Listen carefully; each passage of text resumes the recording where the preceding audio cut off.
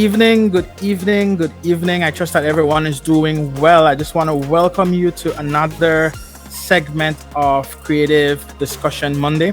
We're going to just allow a few moments for folks to start to pile in before we hop in. I'm excited about tonight's discussion. I have quite a lined up for you guys. I have some awesome men that will be joining me tonight for this discussion. So firstly, I just want to welcome you again, and I want to ask you guys, share the link, invite some friends. If you have comments, if you have questions, I just want to encourage you to just comment in the comment section, and we will do our best to address it, or even share your comments to the public. We want this to be a discussion, and so we need your interaction for that. So tonight we are talking to dads, and we are sharing dad tips from our life's journey. I'm a father, and life definitely shifted when I became a father. And I know a lot of men in my life and in my circle who had to manage their career, had to manage their family, had to manage the different things that God had for them and their family in the mix of it, and being a dad, right? And so we've had successes, and I'm sure I know I've had failures. I'll speak for myself. I've had successes, I have failures, and through that process, I've learned a couple things, and I know we all have learned a couple things along the way. And so again, I want to invite you guys to share this link, comment below, invite some friends, and get ready to have some fun. I virtually traveled the globe this last week, and I went to Barbados. I had to connect with a friend in Barbados. I met a new friend in Jamaica, and I also pulled on a friend from Atlanta, and then we came back to Belize, and some men that played a very significant role in my life in different seasons of my life. I called upon them and just invited them to join me on this discussion tonight. And so I'm excited to introduce them. I won't go into a lot of intro.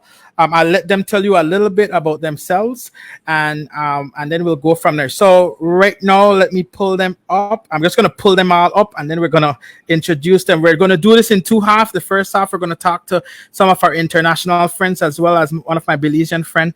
And then on the second half, we're going to talk to another international friend and more Belizean friends. And so let me just pull them all up for you guys. And I just want to introduce the Brady Bunch, right? We're the Brady Bunch for tonight.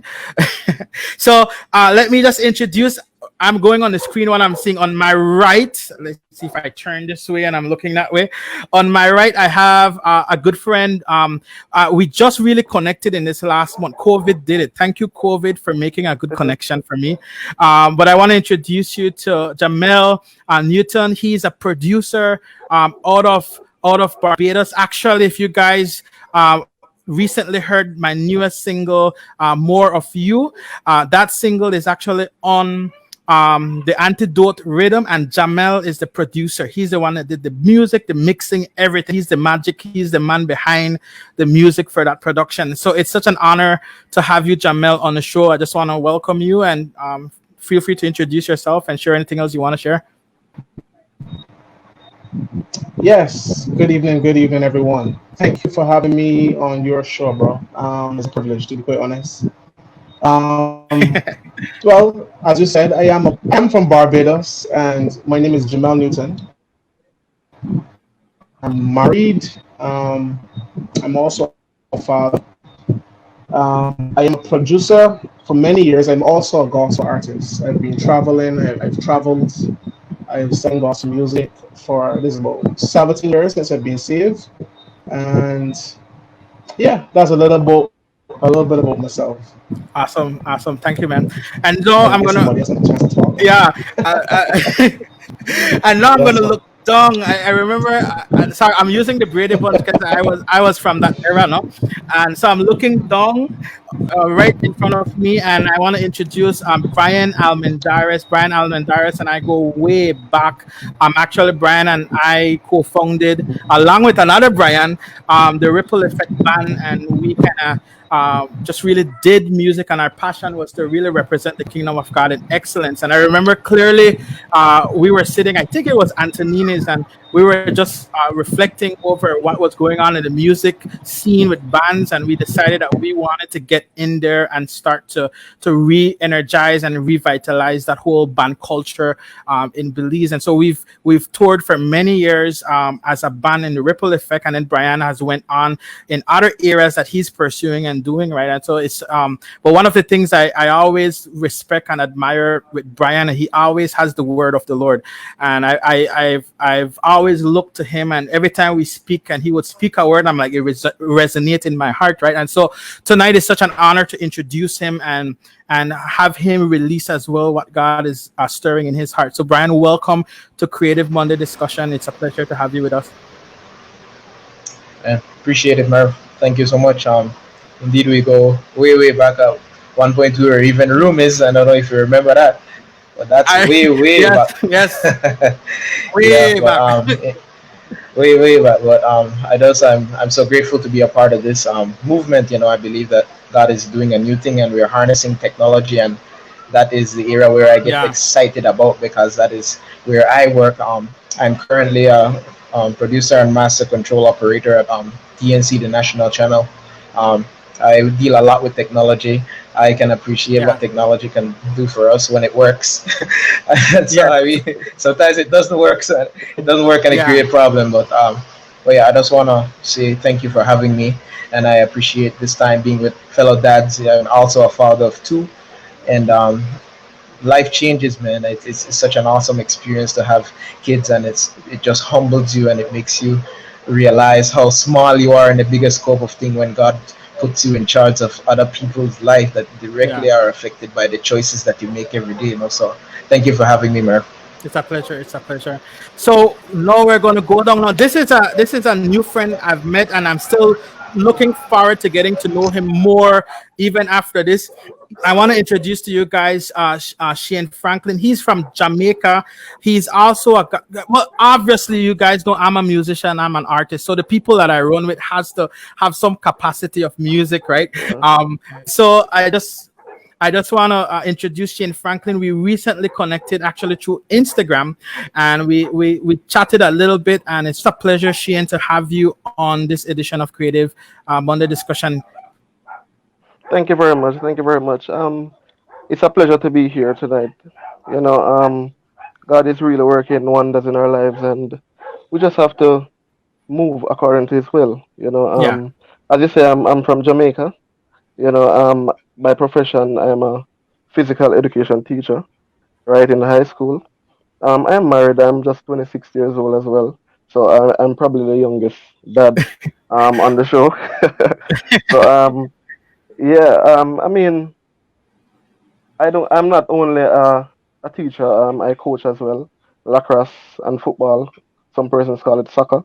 You know, I'm currently the assistant coach for the under 19 Jamaica team. So God is really working wonders in my life, and I appreciate the opportunity to be here tonight, just to share, the blessing that He have given unto me, a son, and also to share the tips of how we have helped me to pursue my duties as a father. Awesome. Thank you. So guys, tonight as I shared some questions, you know, being a father is a sobering reality. For me, I just want to start off by that.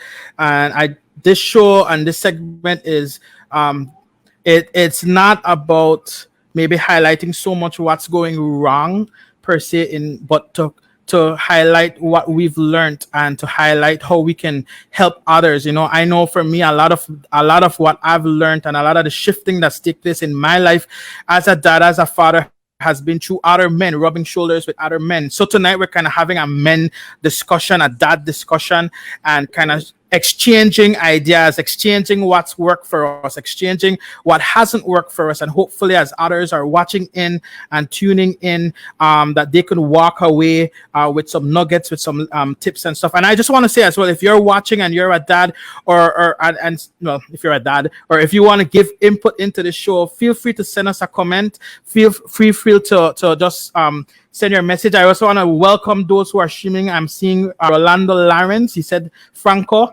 I want to say hi to Ron Nelson, a good friend of mine up in the States, from Sowing Seeds of Joy. Ron Nelson, welcome. I just want to say welcome, Beatrice Brown, Omira Alvarez, blessings. I also want to say thank you guys for tuning in. Again, please send in your comments. Please send in your, if you like something we're saying, hey, give us some thumbs up, give us some heart. Let us know that we're on track.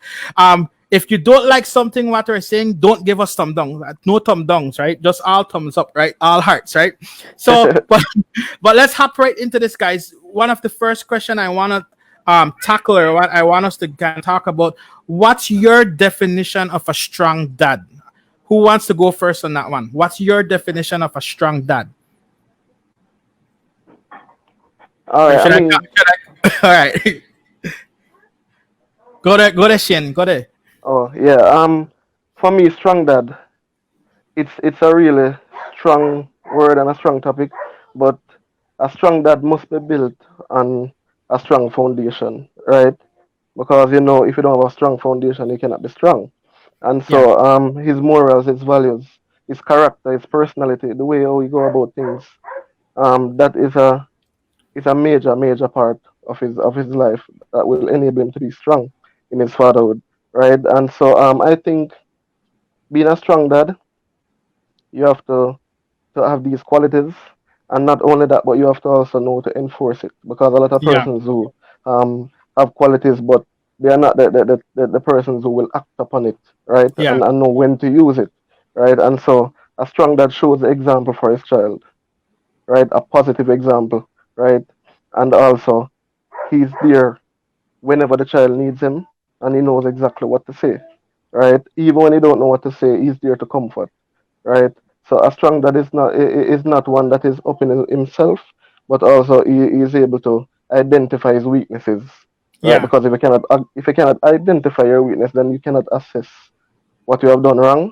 And so I believe that a strong dad must have these and must possess these qualities in order for him to stay on top of things, and in order for him to serve and to be the strong father that he should be in his child's life. Yeah, that's good. That's very good. Brian, what do you think? What's your thoughts? Yeah, well, for me, it always has to go back to the word. I believe Paul said, I believe it's in 1 Corinthians chapter 4, verse 15, that you may have 10,000 teachers, but very few fathers. Now, he became the father through the gospel. And for me, first and foremost, a solid father is based on knowledge and walking out the word of God. I believe that you are the role model that God has placed in a young person's life, and you are God's literal earthly representation of who he is supposed to be to a child. And so the only way you can properly represent him is if you know what he's about. And so for me, a father is living out who Christ wants you to be every day towards your children, that they might be able to understand authority and responsibility, and defending your child. I mean, the Bible says also you must be able to provide, and if a man cannot provide for his own home, he is worse than an infidel. So you must also learn how to provide and accurately portray who God is, as also the lover, as also as the defender and the protector, as also the nurturing one, and the one who will also bring affirmation. All these qualities must be expressed through a father. And and I say it, if it sounds like a lot, it is. And I believe the mark of a father is striving towards achieving those things and executing those things every day, despite how he feels, despite circumstances and situations, despite going through the everyday laws of life. He is not dictated by those things, but he's dictated solely by God's word and what God says for him to do, and to make the hard decision when it counts, and not just because it feels good sometimes. No? So to me, those are the marks of a true father, and I strive for that every day. We all are not perfect, but that's Yeah, what I think a father should be. So yeah. that's my 2 cents on that. Nice, nice. Yeah. One of the things, Brian, you said, and I want to pull it out. A father is, you said the word learning, and to me, it's a continual learning process. It's and to learn, we have to Yes. humble ourselves. To learn, we have to realize that we don't know it all, and as we rub shoulders with other men, that iron sharpens iron. So a Mm-hmm. strong dad knows and recognizes when another strong dad is in his midst, and they can rub shoulders and sharpen each other and exchange ideas and exchange what we're learning, right? And so it's crucial to me to as well that learning process, right? So Jamel, what about you? Talk to me, man. What do you think? What's your thoughts on the definition of a strong man? All right. First of all, I having some internet challenges here, All right. so again a lot breaking, right? But I want to approach this topic, this answer in a different way, because I can tell you what a strong dad is not. A Yeah. strong dad is not a person who will set a bad example, who will not neglect their children. A strong dad is one who would actually, take their examples from the word, understanding that being a dad is being shape that child into the image of Christ. One, right? So I just want to share something, right? Because ideally, when I was growing up, I had all these ideas of what I was supposed to be, who I want to be, and I wanted to model myself after something. I can say that when I was growing up, that I had the ideal of a dad, and Yeah. this is not to knock my father, but at the time he's not a believer, he's not Yeah. a Christian. So me now, on the other hand, I struggled with being um, with having the father figure one in the home and being able to replicate. So, what I had to do as a young man after coming into fatherhood was then look at others and draw strength and draw examples, not only from the word, but from other men who are actually doing it before me. Okay? So, here's this, right? We, e- every child is not the same. Yeah. Oh, so true. And that's one of the things that I have learned. Every child is not the same. And being a strong dad is really getting to understand your child.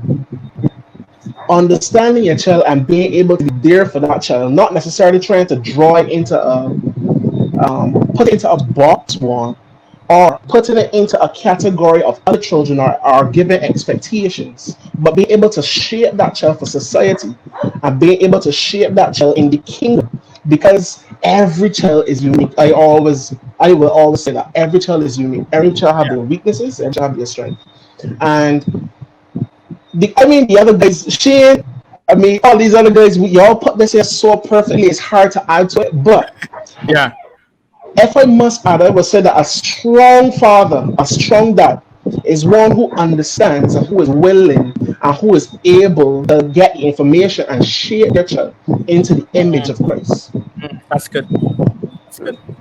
That's good. So, for those who are just tapping in, we are here on Creative Monday Discussion. We are talking to Jamil Newton from Barbados, Brian Alvidaris right here from Belize, as well as Shane Franklin from Jamaica. And we are talking about fatherhood. We're talking about dads, and we're sharing our life experiences. We're sharing tips and stuff. That tips and advice from our own journey. Guys, let's hop into the next question, and this one is kind of dear to me. I actually have a book on this whole question. It says, "But do you believe that strong fathers make strong daughters or sons?" What's your thoughts on those? Jamel, you look like you want to say something. Go ahead, go ahead. Yeah, yeah. I believe that children emulate what they see. And to be quite honest, I believe that, to be quite, I believe that. I do believe that. Me setting an example for my child is very, very, very important. I'm not saying that I'm perfect, but Yeah, I find that when I do things good, yeah, she follows. If I do things bad, she also follows, right? I have a daughter. Now, Yeah. they say that daughters usually cling to daddy, but they more look at their mothers for the way they behave and they operate in life. But there's a lot of things that we do teach our children, whether it be men or women, female or male, and that is right. Because for girl children, we teach them what man to choose. Yeah. Yeah. Listen, we teach them what man to choose, and that's a very serious, very serious and very important for me, right? Because I Yeah. don't want that when my daughter leave my home and then she's at the age then she looking for a boyfriend that she go and look for this hooligan. I Yeah. really don't want that, right? So the children they learn from home. Daddy, especially from daddy. Daddy is the foundation of the home, and usually they look for comfort from daddy, they look for shelter from daddy, support from daddy. And that's why we need to be strong. We need to be strong, man. Yeah. Let us, and for those who are tuning in, I want to ask you guys, keep sending the comments. Thank you guys for joining the conversation. Let us know where you're tuning in from as well. Put your flag or put the name of your country where you're tuning in from. You know, Jamil, as you were sharing that, I remember that conversation yesterday. I was actually at my in-laws' house and we were having lunch.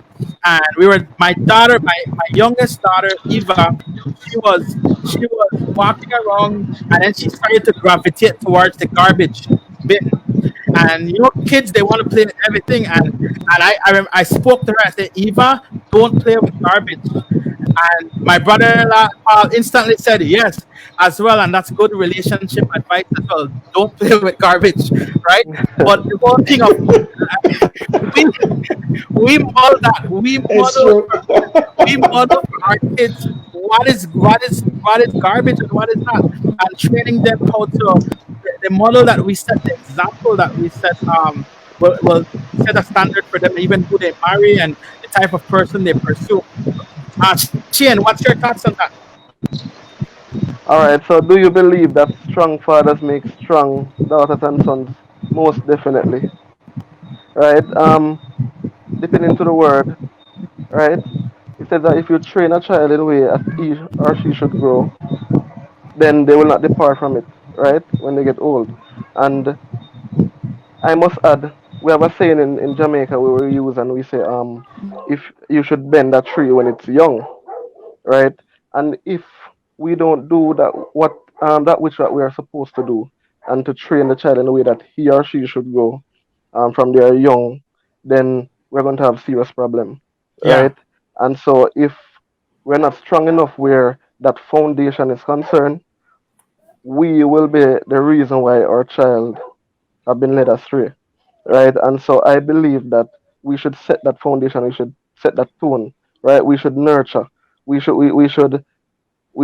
guide the child in the way that he or she should go, right? According to the will of God, right? And so I believe that we make strong daughters by our character as well, hmm, because your daughter look up to you as a father, and she yeah, look she uses her dad to choose her relationship with other men, right? And so if you're that father who is abusive, and if you're that father who is very irritating, and you're everything that's negative, then she'll have problems choosing a relationship because that's what she knows, yeah, right? And so you want to show her, right, love. You want to show her how it should be, like what a man should be like, right? A good man should be like. And so you enable her to think and to choose wisely.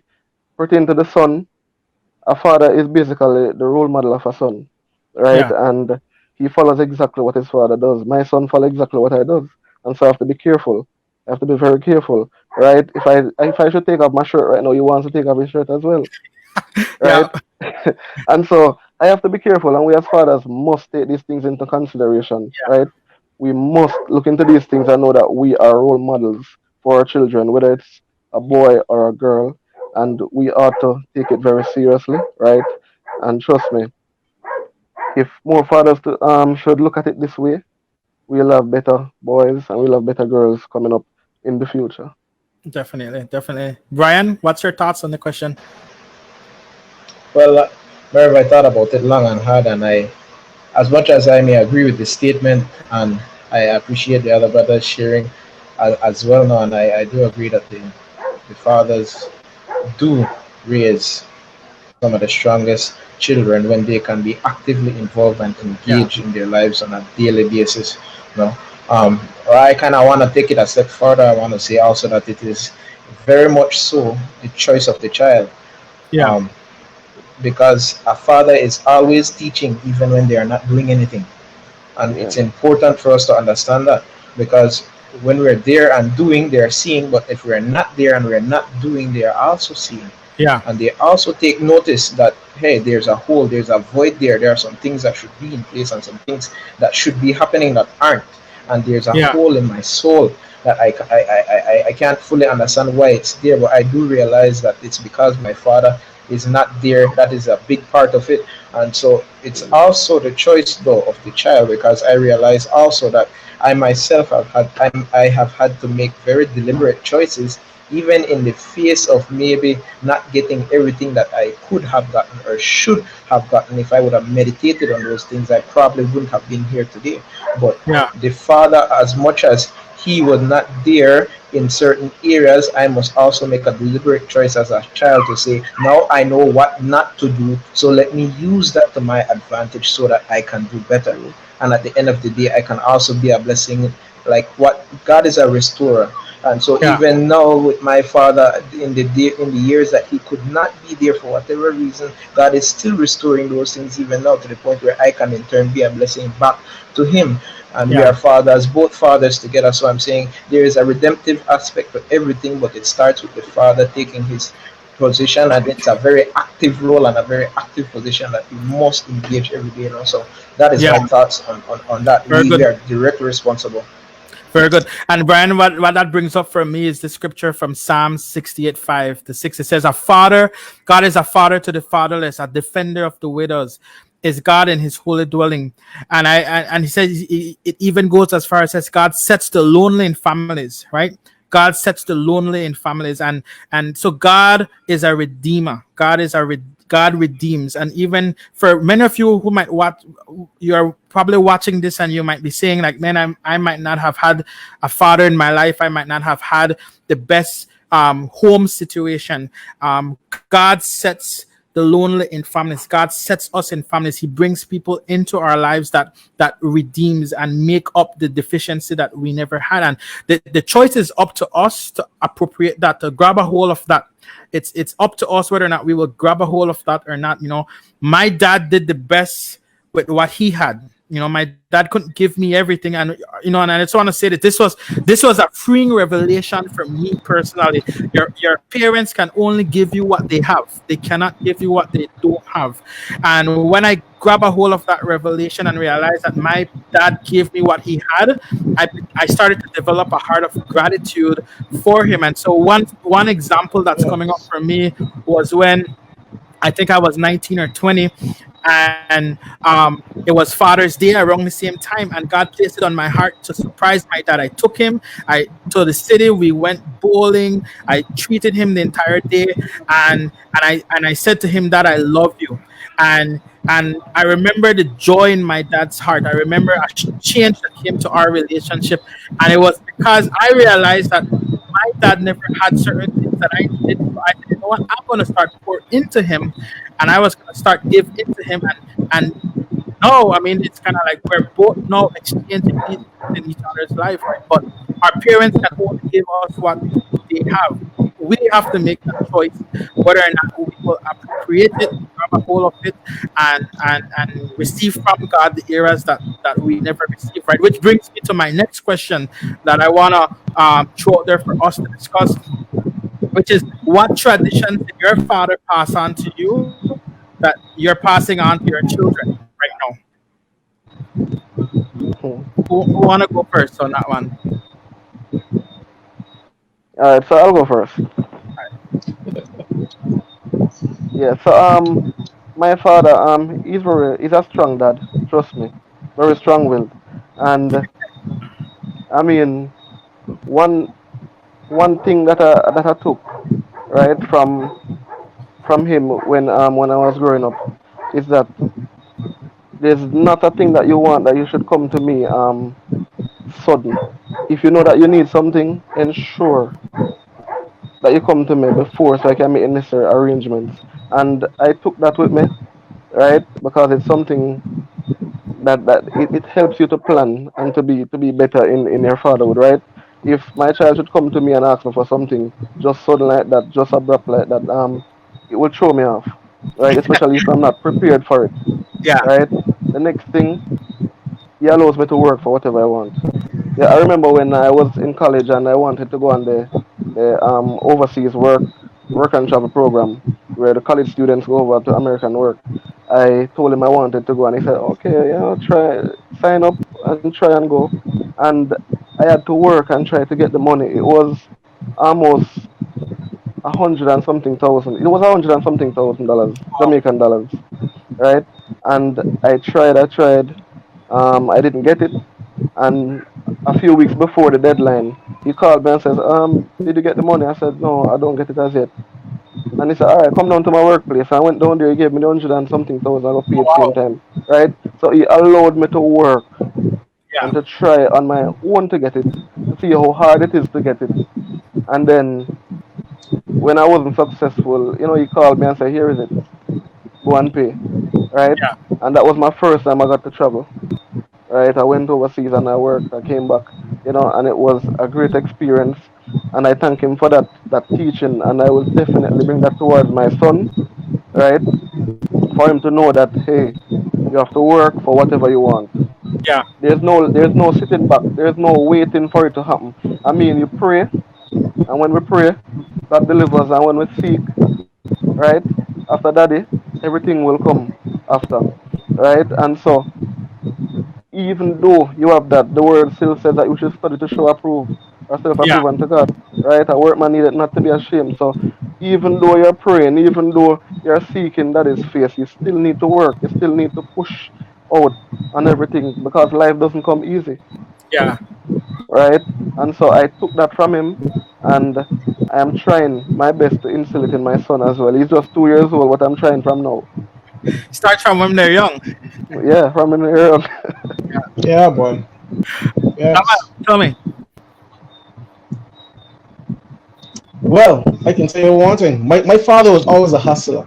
And when I say hustler, I mean rainfall, sunshine, he always on the grind. To be quite honest, right? I grew up seeing my father being creative, making jewelry, and what he taught me was a work ethic, right? That to be quite honest, he was very always consistent and very always passionate about what he did. So one of the things that I have learned in my life, and I think I get this a lot from him, other than the features and the looks, the good looks, or the case may be, you know, I have learned how to be self-sufficient, not Yeah. what we call independent, and not want to depend on other people. But I have learned that in life you never give up. You never stop trying. You never give up.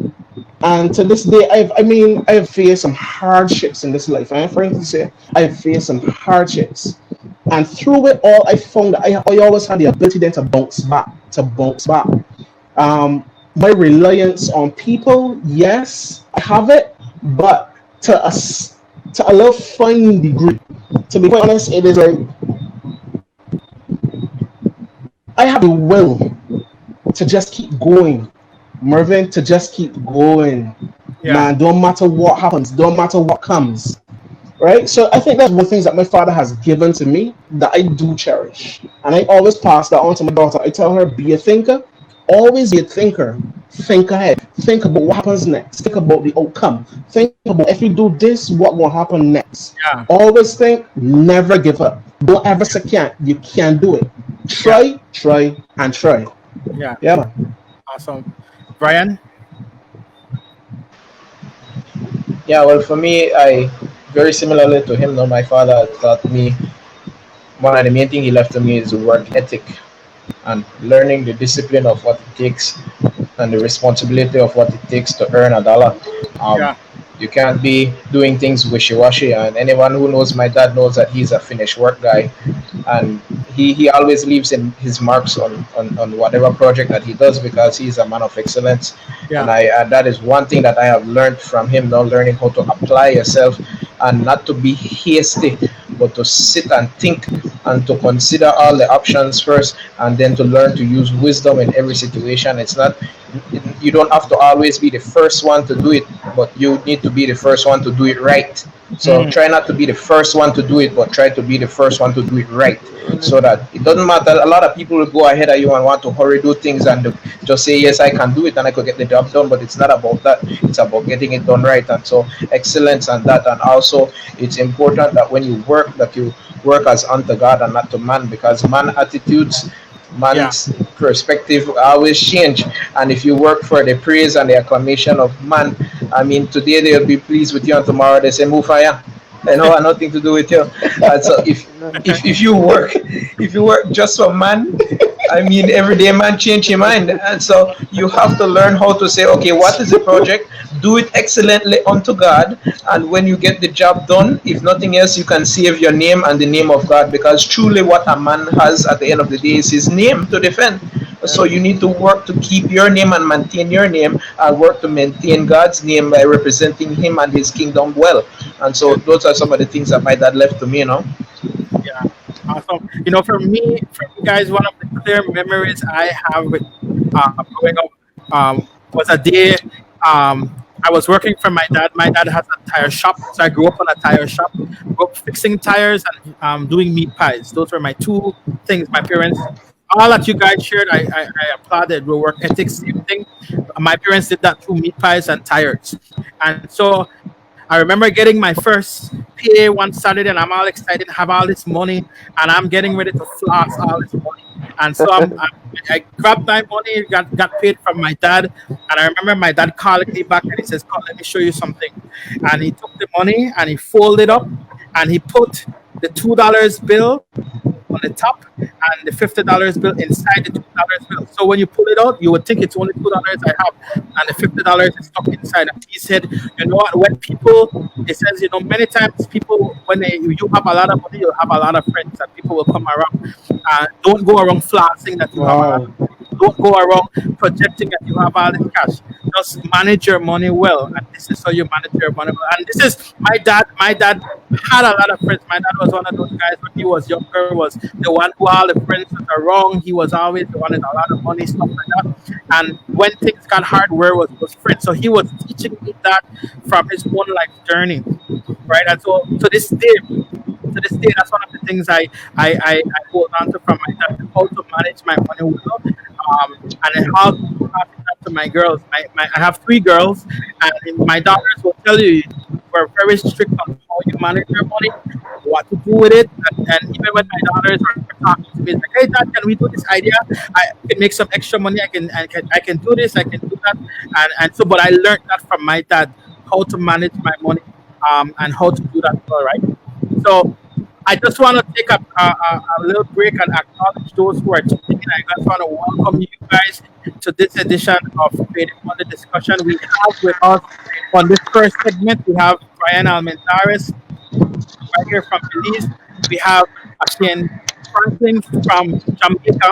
We have Jamel Newton from Barbados, and we are talking about fatherhood. We're talking to dads. All of us have kids. All of us have kids at different levels as well, and so we're sharing our life journey and sharing what we're learning along this journey. I just wanna say, for those who are commenting, thank you guys for being a part of the conversation. I see someone said, "Hey, I'm from," I think it was Dominica. I think I saw Dominica in the mix. I just want to say greetings. Let us know where you're tuning in from. Let us know where, so that we can acknowledge that.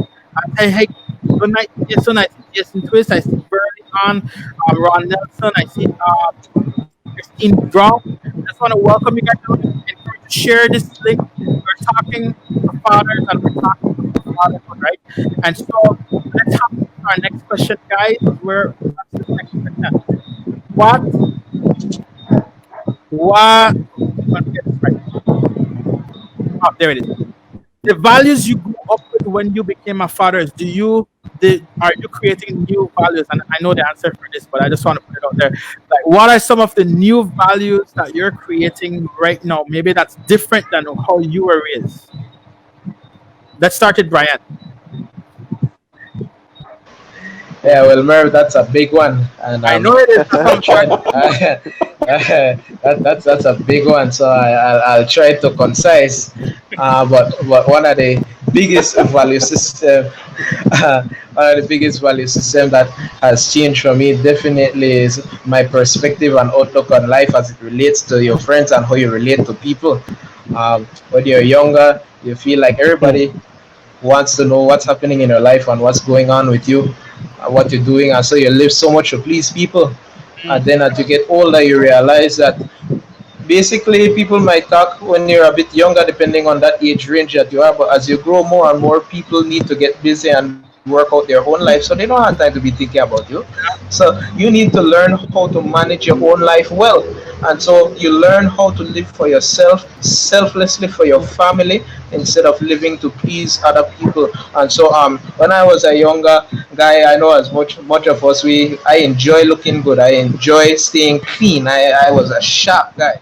I loved white. I would dress in full white if I could. Uh, but as you get older, your value system change, and you realize that's not all that maintainable, and you can't maintain that. It's not wise.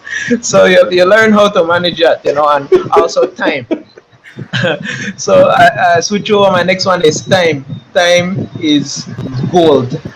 That is another value that changed for me. When I'm young, I feel like I have all the time in the world. I feel like I could do whatever I want whenever. I mean, if not, then tomorrow I'll pick it up. I could bleach until 3, 4 in the morning and still wake up. But then going on, you realize now I can't bleach until 2. I could only go until 10 or 11 now because I had a full day.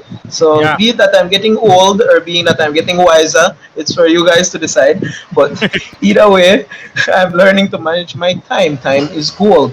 And so those are two of the main ones. I'll save some time for the other guys, but those are the two of the main ones that I wanted to share, no? Yeah. Shane, what's your thoughts?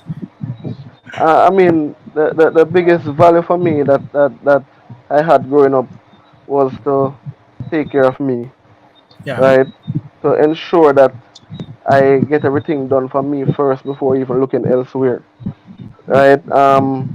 But growing up, you try you at times and just focus on you, and it still doesn't work out, right? And you realize that the more you draw closer to God, the more you put God first, Yeah. that's when things really start working out for you, right? And so that value for me has changed. And so in everything that I do right now, I put God first. I make sure that He is the center of everything, right? And that's something I want to ensure that I instill in my son, right? Right. So that is a major value that I've changed, and I think that's the one that I really wanted to talk about. It's good. Yes. Jamel. Yeah, so here we're going. All right, I am traditional. As I don't know if one can tell already, but I am really traditional, right? But here we're going on. I came up in the church, but I deviated on the block. I went on the block for a long time. But my life was different for me growing up. So to be quite honest, in my house, I didn't grow up with Christians predominantly. Yeah. So I don't know if it was easy for me to left home and just go on the block or what, but it happened. But I learned some lessons on the road. And I'm gonna share this with y'all guys, right? The lessons that I learned on the road, right, was about there wasn't about people, it was about me. I learned myself, I learned what was wrong, I learned how to keep from wrong. And let me say that in Bajan terms. Some people you just can't hang around. Yeah. You understand? True So there enough. got some things I learned that I bring into my family situation here now too, right? And it's like this. Many people say many things. Yeah. God says one thing about you. Mm. You gotta learn how to trust God. And that's something I tell my wife, I tell my daughter, you gotta pray about the things. Talk to God about the things. That's something I never used to do when I was out there. I used to just live. Life was fast, money was fast, girls was fast, everything was fast. So for me, traditionally, I did feel a little when I first started this conversation. I did feel a little boxing, right? Because I was like, "Geez, oh man, just talking about fathers." But truth is, right? is that if we understand the essence of people and how Yeah. people are, who I am today is a byproduct of who I want to be in the future. Though I see myself down the road, not only here sitting down right now. So that's why I made different choices and maneuver in a particular way now for life, because I start to recognize that it's not just about now, it's about the future. I need to start to build my future now. Heaven don't start on earth. Well, heaven don't start just by just saying, well, I want to heaven. It start here on earth. All right, so let's let me calibrate that. Heaven starts here. We gotta start practicing what we want to see in the future. That's something I always tell my little girl. You got to start believing that you can do it if you want. If you want a car, you gotta start making a garage. Or you gotta start building a garage. If There we go. you gotta make provisions for the things you want. You understand? So that's my little 5 cents or 10 cents. That may be a whole dollar. But Christian Brown said, "Speak, brother, speak." listen, I don't want to preach just now here, so you have to be careful. So awesome. Oh man, this is great. You know, guys, we're winding up for this segment. And so I want to get this question for you guys. This question is dear to me. A lot of the questions are dear to me, but this one, it says, what what were your thoughts the first time you held your first child? The first Uh, time you held your first child. Shane, you want to tackle that one first? yeah, no problem. Um, I wasn't in Jamaica when my son was born, right? I was overseas Yeah. in America, and I didn't see him until 2 months after. Wow. You know, when I came, when I Wow. arrived in Jamaica and I was at the airport, I didn't expect my wife to be there, right? Because it was late in the night. So I expected my father to pick me up along with my mother, and then when I came out the departure, I saw her standing there with my son. You know, trust me, the feeling is unexplainable. It's a great feeling. Trust me. I went there, I held him. I still can remember it. Trust me, it's a wonderful feeling to hold your child for the first time. And I didn't want to let him go. Trust me, I didn't want to Yeah. let him go. I kept looking at him. I kept staring at him. You know, even when I got home, I just keep looking at him. It was a moment that you cannot explain it like that. You just have to feel it. You just have to Yeah. experience it. Trust me, you Exactly. just have to experience it. There's It's no true. words to explain how you feel when you held your first child. Man, Jamel, what about you? Yeah, I was one of men who had a lot of moat. I had a lot of moat, right? Till I get my daughter. To be quite honest, right? My daughter came prematurely. Let me say that she was supposed to come the 26th of April. She actually ended up coming on the 17th of March. She was very, very, very tiny. I mean, like, tiny. She was small. And I was actually afraid to hold her. I'm being real honest. That's why he said I had a long mouth, but I was so afraid to hold the child. I was like, she can drop up my hand. I was a big man, and this little tiny thing on my hand. But part of me, they will listen. I just being real with it, right? You gotta forgive me. I, but no, right? I mean, it's like this child is so adorable, right? So I mean, yes, initially my first thoughts is like, Lord, I'm so thankful. I'm so happy. I'm so overjoyed, but I'm still so frightened, Yeah. you Yeah. know? But today I'm giving God thanks for her, though, man. She's a joy to me. God has truly blessed me, right? Because, I mean, even if I look back at my life, I really didn't deserve, to be in charge. I mean, how I used to live before I was reckless, and I didn't really deserve it. But Yeah. I believe that God had entrusted me, right? That's what He gave her to me. So I believe now is my responsibility to cherish, to mold, to shape, to encourage, to discipline, Yeah. to father, to cuddle, to love, to nurture, and trust me, that's my heart right now, bro. Yeah. It's good. She's my heart now, boss. Yeah, man. Awesome. Me? Yeah, well, man, for me, I have to say that that was such an overwhelming moment. In film, in cinematography, they have this camera shot that's called the push pull, and the push pull is when the camera goes backwards so fast while it's zooming in simultaneous on the subject so fast, and it keeps the subject frozen there while it looks like the whole background is just stretching and just going down a long area, and it's just like and that is kind of like the that is kind of like what happened in my mind. It's like everything from myself came into full focus, front and center at that same moment. I realized the gravity of the situation, that these two little eyes are looking up on me, and they are not depending on anyone else but me to make sure that every day happens for them. Everything stops with me now. It puts a deadline on a whole lot of things that I said, well, eventually and someday, and I guess I'll figure it out soon. All of a sudden, now the deadline is here because all those things need to happen on a tangible timeline. And so it was such a sobering moment for me, but it was also such a humbling moment for me because I realized that, God, how could you trust me with such a life that is so fragile? How could you trust me with all the mistakes I've done, all the stuff that I've messed up? I mean, I mess up my own life and I'm a big boy and I feel like I can handle myself. Why would you put such another fragile life in my care and make me so responsible for them? It's like, well, how much more are you trying to teach me, or how much more are you trying to reveal how inadequate I am? And so it was such a humbling experience for me at that moment. I'll never forget when those two eyes look up on me and I saw such peace, such a warmth of love, and a love that I didn't even know I had in me came forward and just came out of me, and it just awakened something in me that I couldn't explain. Such a newfound love and joy that I didn't even know I had. I've had a hard life. My myself, I don't have a mother. My wife doesn't have a mother. So both of us, my child won't have a grandmother. So, but looking at that point and being able to realize that, I was still able to hold that child and everything, Yeah. the buck stops with me.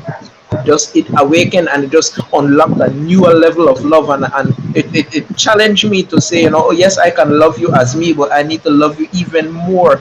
And so it challenged me to learn to love better, to learn to grow more, and to learn to understand and be a better in just that one split second that I couldn't explain. But I mean, it's awesome. It's good stuff, man. Good stuff. Yeah. Brian, I'll go right Mervin, into the next question. Jamal, but tell me, I know you want to say something. Tell me, bro. listen, he said something that was so fundamental, right? Yeah. He said that it's almost like God drew love from him. Mm, Yeah. that's good. So when he actually said that, right? Forgive me, I'm one of those people who visualize a lot of stuff, so I'm very visual. It almost like he took love out of me and put it in the form of a baby, then for Mm, me then to be perfected in love. ha. Because, oh my Yeah, gosh, that's so deep, yeah, bro. Believe me, that's so yeah, deep. yeah, It's almost like he want to teach you and perfect love in you. yes, sir. So for me that was a whole different revelation when you said that, bro. I just wanted to add that, Mervin. Sorry. That's good. That's Yes, man. no, that's very good Respect. because Good, man. Big. when you said that just now, it really highlights what I've been going through because especially my oldest daughter, God has used her so much to teach me and to grow me in love. I have those who know me.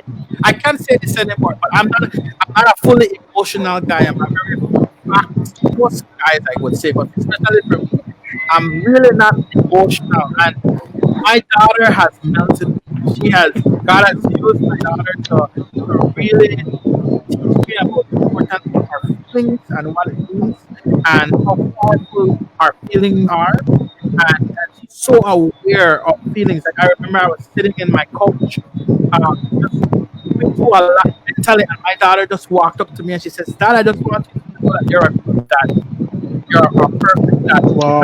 And she's so aware, like discerning of what people are feeling and going through, and then she has such a unique ability to speak life into the person, right? And so God has used my daughter, she teaches me a lot about love. She teaches me a lot about my emotions and what to do with it and how to relate rightly, right? And so it's such a powerful thing that you go there, Jamel and Brian, in that, right?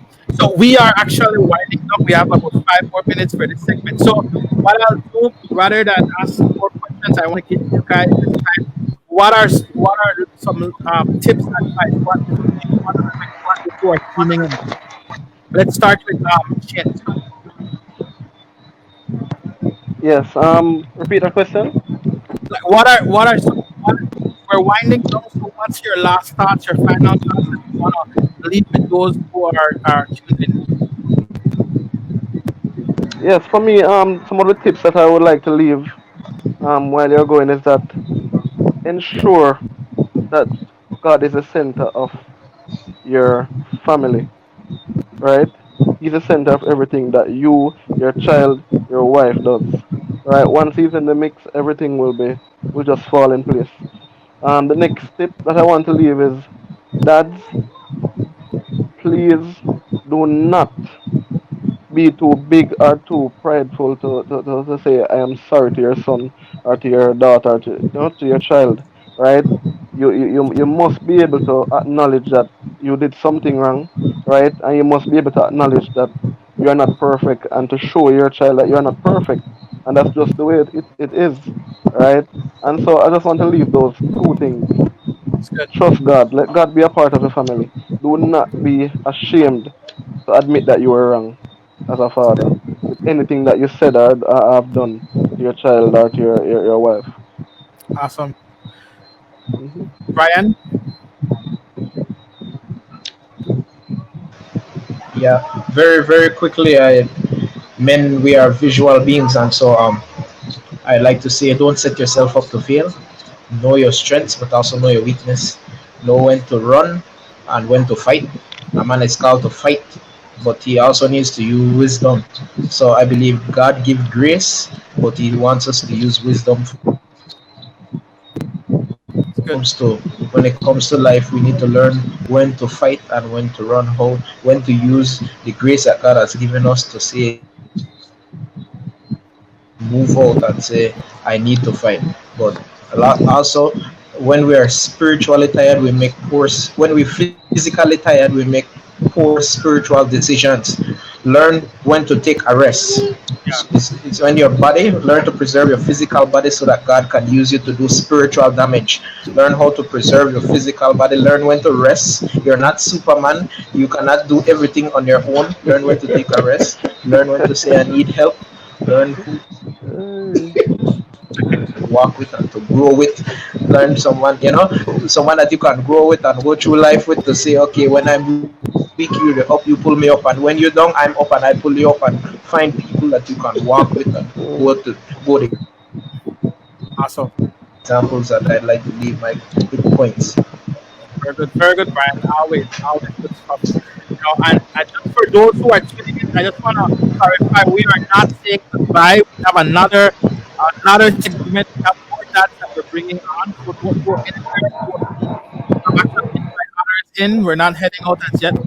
So, Jamel, any final thoughts? Yeah. All right. So when Brian said Superman, usually, right, our children look to us like if we are Superman, right?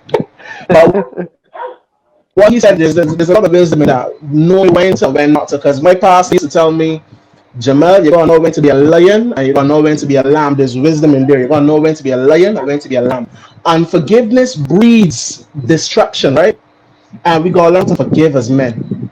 We Yeah. gotta learn how to forgive as men. We gotta learn how to when to say sorry, and we gotta understand that pride comes before fall. You're never too big a man or a father to say sorry is right, Brian. I mean, the information tonight was a blessing for me. To be quite honest, it's very inspiring, and what I've Yes. learned some stuff here too as well. I pray that somebody has learned something. But something I said too as well, and I so thank you guys for inviting me into this chat. Yeah, it's been a Definitely. blessing, man.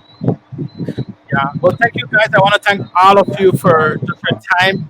for sharing your experience. I know there was so much more that we would want to share that's in there, and it's just amazing how these times just go like that, right? But we got to do this again. We got to do a part two of this and go even more in depth with some other points and tips, right? So again, thank you for joining in. What we're going to do, guys, we're going to hop into the next segment, and we're going to bring on some more dads as we say good night to these awesome men. Thank you.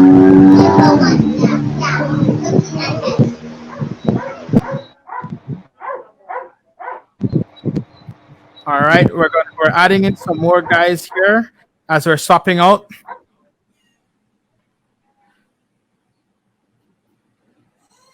All right. Good evening. Good evening. I want to welcome. Can you guys hear me? Yes, we could hear you, Merv. Awesome. So let me see, who am I missing? Pastor Ian, where are you?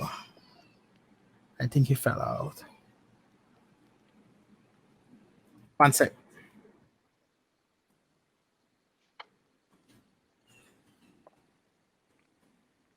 So for those who are tuning in, I just want to welcome you again to Creative Monday discussion. I am your host, Mervin Budram. Every Monday, I'm taking it one Monday at a time. I won't say every Monday, but we're taking it as it goes. But we're having just discussions. We're talking about what's creative things that inspires me, different things, meeting different people in my circle and network, and we're just having healthy discussion around important topics. Tonight, you guys heard from Brian Almendares here in Belize. You heard from Jamel Newton. He's from Barbados, a friend of mine, a producer from out there. We also heard from Shane Franklin out of Jamaica. And these guys were sharing tips, advice, their experiences. And we were just going through some questions and just answering. So we're going to continue along that line. Tonight, I'm going to introduce my next set of guests to you guys. Again, I want to ask you guys, share this link, comment. Hey, if you're not following my page, like my page, follow my page, because we're going to do this more and stay up to date with what's happening. And so let's hop in. I want to introduce to you guys my next set of guests. Let me get everyone in here. All right. Is everyone here? We're good? All right. So guys, we're doing the Brady Bunch, right? So if you guys remember that show, we're doing the Brady Bunch. And so on my right, I want to introduce a good friend of mine. He's originally from Jamaica. He's a gospel artist, a father, a good friend.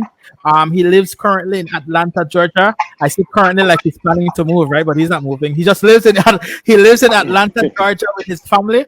I had the privilege of actually spending time at his house. I think it was last year, October. I was up there for a concert as well as the Catalyst conference, and I had the honor of having his band back me, and man, they were like on point. It was such a joy just connecting and with these guys. So I just want to introduce to you guys Reconciliation, Garfield Malcolm, aka Reconciliation.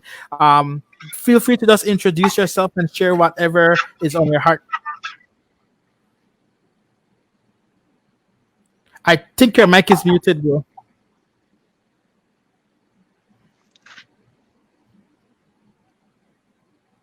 Are you guys hearing? I lost you. Okay. Try it.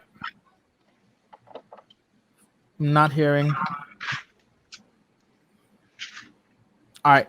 Maybe come out and then come back using the same link, and then we will see if that fixes it. All right. So while Reconciliation is working on that, let me move on right down. I want to introduce Pastor Ian Sangster. Pastor Ian Sangster is a pastor in this area. He also works at UB. He's a father, and one of the things I really know about him is he raised boys, and all of them can sing. So their last name Sangster isn't just our last name Sangster. Like all of them can sing, right? So I just want to introduce Pastor Ian. Feel free to introduce yourself and let everyone know what's up. A pleasant good night to everyone. It is indeed a pleasure to be here tonight on this show. talking about something that is really close to my heart. I think after coming to know Christ and marrying the wonderful woman that I did marry, having my sons that was one of the biggest things in my life, being able to care for them, and it truly is a privilege. My eldest is now 32. My youngest is 27, and so some of what I'll be sharing tonight has been based on the experience that I've had in watching them grow and some of the guiding principles that has helped me as a father in making sure that I do as good a job as possible under Christ to make sure that I raise godly seed who will be an asset to the world and not a liability. So once again, Merv, I'm grateful for being on your show tonight. Thanks, Pastor Ian. And now I'm gonna move down to my right below me from the screen is my good friend, brother. We go way back. I just want to take this opportunity to introduce John George. He's not just I guess, but his family to me. John and his family is family to me as well. And a lot of what I've learned as a father has been through watching John and seeing how he does it as well, right? And so, John, welcome to Creative Monday Discussion. Hey, Merv. Hey, welcome to the time. It's wonderful to be here with you. You know, anytime we get together, I love it. So being able to connect with you and being able to spend this time with you is just a blessing. And to see you have another father that I'm close to, Ian, somebody that I've journeyed together with, and I just love so dearly. We share the same father, you know, who has played an instrumental role in both of our lives, and it's just a joy and a privilege to be here together with you tonight. Awesome. Are you up? Reconciliation? Are we up? Can you hear me now? Yes, we can hear you. Awesome. All right. Yes. I apologize. I apologize for that. Thank you for your patience. You know, good evening, gentlemen. I greet you in the name of our Lord and Savior. And it's a privilege to be here. My name is Garfield Malcolm from out of Jamaica. My ministry name is Reconciliation from the musical aspect. And I want to say thank you to Merv that I've met in 2014 when I came to Belize for the school tour, and have the opportunity to see you again in 2015 when I came there for the Gospel Expo, and we have developed a friendship, and one that I treasure. And there's much more I could say, but I'm just expressing this to say thank you for this opportunity to be on such a platform, Creative Monday. And I'm happy to be here, and bless up to my Belizean family and all those who are connected to this platform all over the world. Blessing to all you fathers on the platform also. And it's me, Garfield Malcolm, ministry name Reconciliation. Let's talk. Awesome. So guys, we were having great discussion earlier about fatherhood. We were going down the list tackling some of these questions. And so what I actually will do, I'll continue because we never got to all the questions. I'll continue, then we'll work our way back up so that we give you guys some opportunity to give some input. So the first question I want to start with, and maybe this might be a harder question to start with, but let's go there. What was one of the hardest moments you had being a father, and why? Who wants to take that one first? Well, I don't mind jumping in, Merv. Well, one of the things that I can recall was when my wife and we moved to the US to study. And at the time, I did not have a job. I was in school. I was a full-time student. My wife was also a full-time student. And having left Trinidad, where we more or less were able to provide as our kids needed, as needs arose, we were able to meet those needs.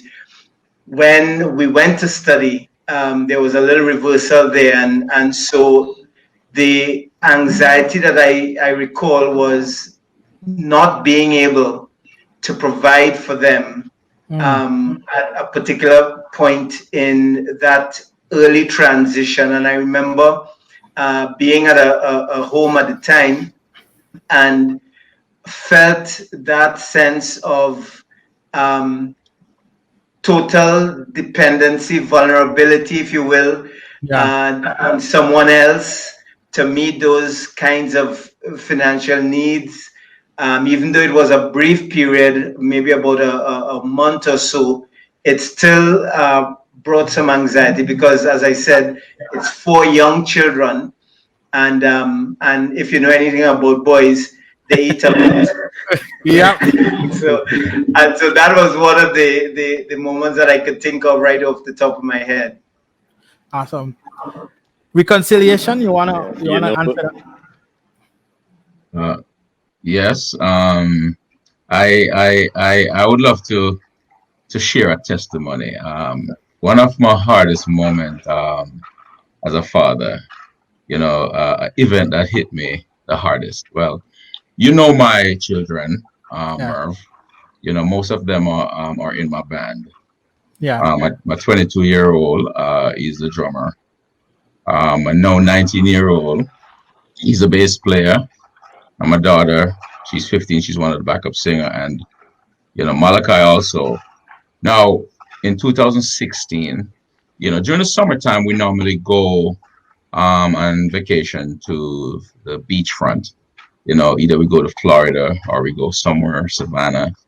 For those who have some kind of understanding about the geographical locations here in the U.S. And it was 2016. We decided that we're going to take a trip to Myrtle Beach, South Carolina. And me and my wife and my kids, we leave out that night and got there to the hotel early in the morning, about 5 o'clock. And we were taking a nap to get up and go out and about. And, my wife woke up startled. And she saw what was a bed bug. So we decided that we're going to go to the lobby, and this was now about 6 o'clock in the morning, maybe a little later. Maybe a little later. We went to the lobby and we report what had happened. Excuse me for a minute. We reported what had happened, and the hotel attendant promised to fix the problem, but we would have to wait for a few hours. So we drove all night. We were very tired. I was very hungry. I was very exhausted. So we decided we're going to go to the ocean to take a swim. So we went to the ocean to take a swim, and the waves were about 4 or 5 feet high coming in, and water was a little choppy. And my wife's nephew was with us also, and so we were there in the water having good fun. The water wasn't that calm. We had some high waves and having a good time. And I was hanging out with the younger ones at the time, and this is 2016, so I think my older boys were, I think, 16 and 17, something like that. And I always warned them. I told them, don't go too far. They can swim, but I said, don't go too far. Just because the water is very rough. We don't know. And I was there with the younger ones, and all of a sudden I heard my name's been called. I heard dad from afar off. We can't get back. my 2 oldest. We can't get back. And I said, what do you mean you can't get back? Swim. and I'm really tired and hungry and exhausted. So I believe me, I tell you, I can swim to help myself, but I'm not the best rescuer. So I was very terrified, and there were quite a few, people on the beach, and everyone on the beach was Caucasian. We were the only melanin on the beach at the time, and I'm telling them swim, and they said we can't, and they're treading water, and I didn't really know what was going on, and I'm screaming at the top of my lungs, and me and my wife asking for help, call 911. I know personally that if I had gone out there to attempt to save them, it would be a more grave situation based on my condition that I was in. So I was just screaming for help, and thank God that they were able to tread water. But this whole ordeal was a 20-minute ordeal. Wow. And all of a sudden, my wife, I saw my wife having a conversation with a young man and grab a boogie board from him. Apparently, she was asking him for it and he was hesitating. And she grabbed the boogie board and she just jumped on it and she went out. Wow. And it gave me an idea. I said, whoa, I need one of those also. And when I look around, there was a young lady who has one, and I asked her, and she gave it to me, a baby girl about 5 years old. And as soon as I was getting ready to get on having been exhausted and screaming, I was getting ready to go out there to help my boys. I heard a voice in my ears. Are you okay? You want me to help you? And I didn't resist. As a man, sometimes we get into our ego. These are my boys. I'm going to go out there and get them. But wisdom, I turned to the guy and I said, okay. And the guy took the boogie board from me and he went out there. And by the time my wife was already out there.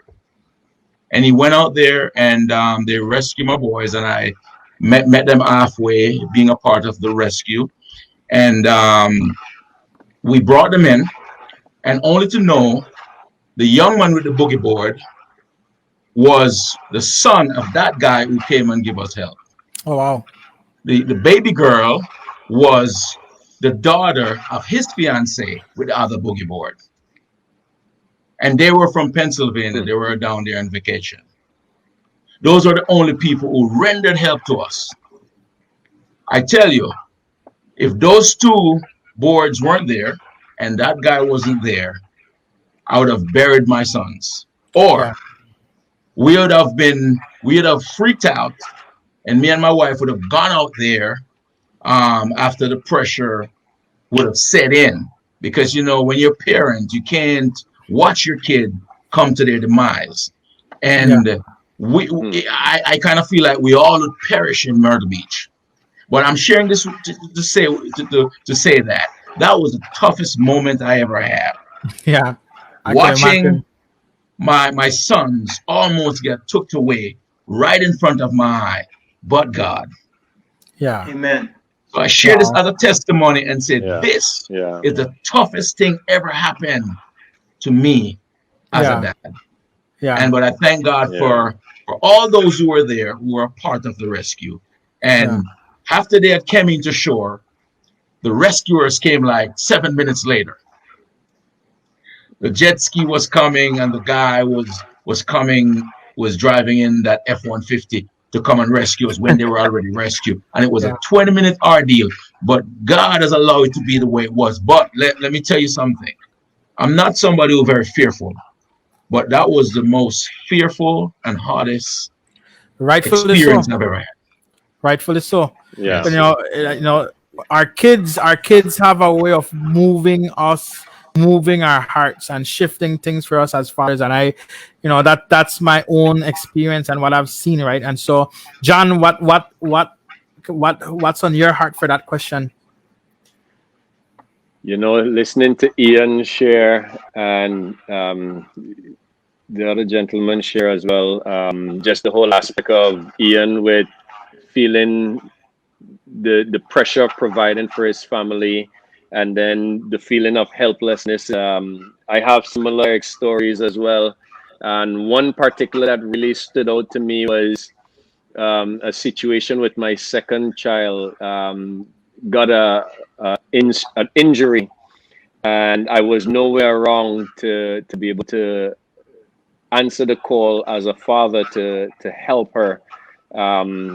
She was playing with her older sister and tripped and burst her nose, ended up having to rush to the hospital to get stitches, and I was nowhere wrong. I think I was on the way to Belize City, and just the feeling of helpless, that the feeling of being helpless, the feeling that my baby is in trouble and I am not there to answer the call, to bring that comfort to the heart, to bring that peace, that stability, and just really needing to trust God in that situation.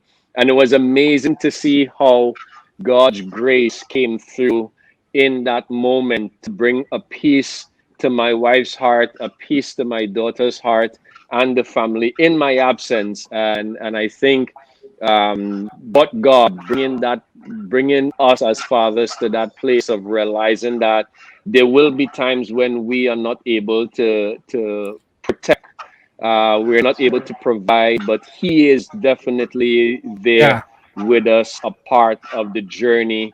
And as hard as it may be, to know that I can trust that God will always be there to answer the call when I may not be there at times. Yeah, That's right. that's good, John. That's good. Yes. That's good. For me, guys, one of the moments that comes to me was I think it was a couple of years ago. My second child as well. For many of you guys might not be aware, my second child has eczema and severe eczema, and so we had to got quickly educated and learn a lot about that and the process. But one of that process, we had to take her to Guatemala to do a checkup, because when we saw these different rash and stuff on her skin, we didn't know what it was at first, and we were advised, hey, take action, cure her, get checkup. So we took her up to Guatemala for some checkup to find out what's going on. And the doctor said that we had to do a series of tests, and they had to draw a good amount of blood from her.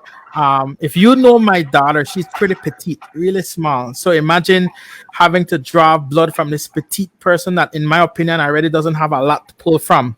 So we got up there to Guatemala, and these two doctors came into the room. They could not hold her down. Now, this is a 3-year-old, and she was fighting, and she was pulling and with and they couldn't hold her down. So they asked me, I had to hold her down. And I remember as a dad having to put my hands and pressure on my daughter to hold her down so that these men can draw blood from her. I began to weep. I'm not kidding you. I came out of that room. I sat on the chair in the hospital, and all I could do was weep because I felt so powerless. I felt so helpless to see my little girl in such pain and going through this trauma as a young kid. And I also felt like I contributed to it. I had to hold her down, and I just felt like in her mind she will just remember, Daddy held me down so that they can take blood from me and they can hurt me. And I remember just feeling horrendous as a father. And that's just one memory that that when I look back and I can say what was the hardest moment. I think that was one of the hardest moments for me as a father, seeing my daughter in such pain and seeing my daughter in such a helpless state, and having to try be there and comfort her, but still doing what I needed to do for that process that she needed to go for her journey, And so I really love what you guys are sharing, because what's resonating in me is that whole aspect that as men, our kids, our family, and that what happens with our kids is very important to us, and that's one of the greatest thing that will bring us to our knees. I know for me, that's one of the greatest thing that will bring me to my knees.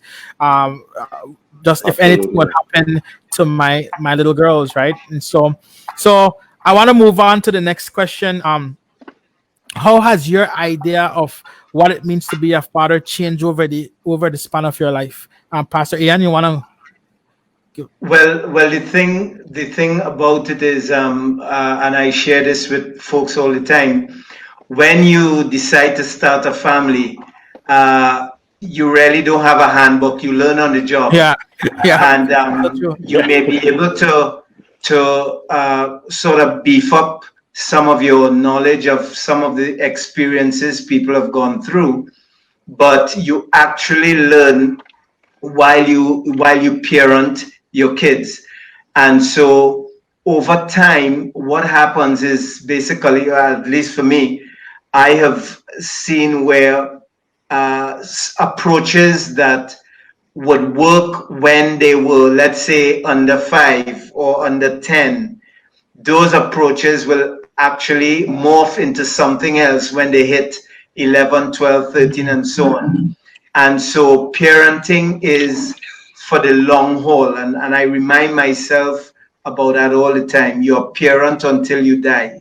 Yeah. You don't ever stop. I have grown men, 3 of them are married. I have 8 grandchildren. But I find myself on my knees before God on their behalf on a daily basis. Because you are working towards ensuring that their lives make a difference, and a positive difference, in the hand of Almighty God.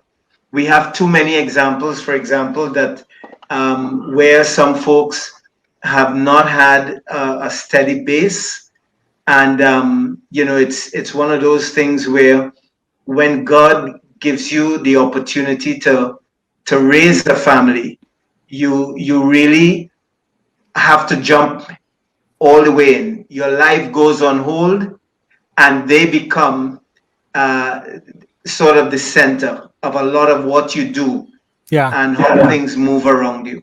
So that has been, in some ways, my experience with them. Yeah. And thanks for sharing. And guys, for those who are just hopping in, we are here with Pastor Ian Sangster, right from here in Belize, originally from Trinidad. If I never mentioned that earlier, we have John George as well.